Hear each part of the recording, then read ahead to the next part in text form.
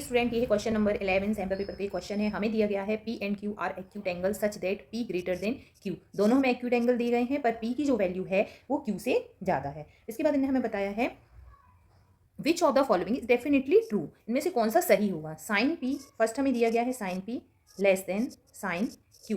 सो acute angle क्या हो गया, जो हो गया आपका लेस 90 डिग्री से छोटा है। एक्यूट एंगल है जो smaller than less than 90 degree. तो 90 डिग्री से साइन की जो रेशियो में दो एंगल होते हैं, एक होता है 30 और एक होता है 60। हमें क्या बताया कि एंगल P बढ़ा दिया है, तो let angle P is equal to 60।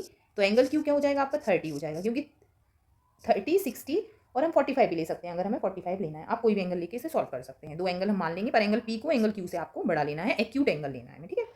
तो यहाँ पे क्या, which of the following is definitely true. Sine P less than sine Q।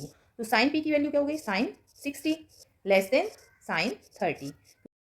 तो साइन 60 की वैल्यू क्या हो जाएगी आपकी, √3/2 लेस देन ये कह रहे हैं 1/2। तो ये तो हमारा क्या हो गया, फॉल्स हो गया ये वाले स्टेटमेंट। सेकंड स्टेटमेंट क्या दिया गया है, 10P greater than 10Q। 10P greater than 10Q। सो 10P मतलब 1060 इज ग्रेटर देन 1030। तो 1060 की हम वैल्यू पुट करेंगे यहाँ पे और 30 की पुट करेंगे। सो 1060 होता है आपका √3 इज ग्रेटर देन 1/√3। तो ये स्टेटमेंट हमारा क्या आ गया, ट्रू हो गया। थर्ड हमें दिया गया है यहाँ पे क्वेश्चन में cos P greater then cos Q। So cos P और cos Q की वैल्यू हम फाइंड करेंगे यहाँ पे। सो cos P हो गया आपका cos 60।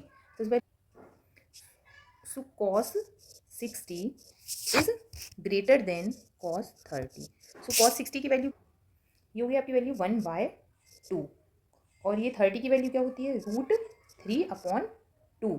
तो ये स्टेटमेंट क्या हो गया आपका, फॉल्स हो गया।